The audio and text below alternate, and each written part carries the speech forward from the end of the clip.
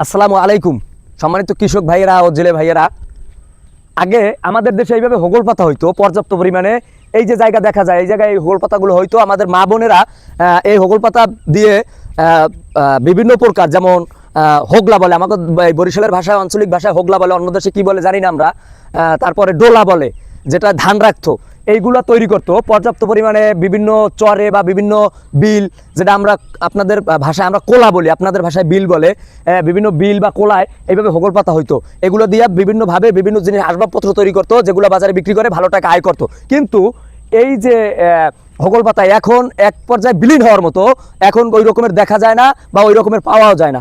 হ্যাঁ, এবং আমরা যে কারণে মানুষ এখন চট ব্যবহার করে, এগুলো বিলীন হওয়ার মূল কারণও আমরা, কারণ আমরা একেবারে গোড়া থেকে উপড়ে ফেলে দিই। কিন্তু এটা যদি থাকে, আমাদের পরিবেশ এবং সমাজের দিক থেকে মানুষ ভালো আয় করতে পারে, কারণ মা বোনেরাও এগুলো দিয়ে বাসায় বসে বিভিন্ন আসবাবপত্র তৈরি করতে পারে। আসসালামু আলাইকুম রহমতুল্লাহ।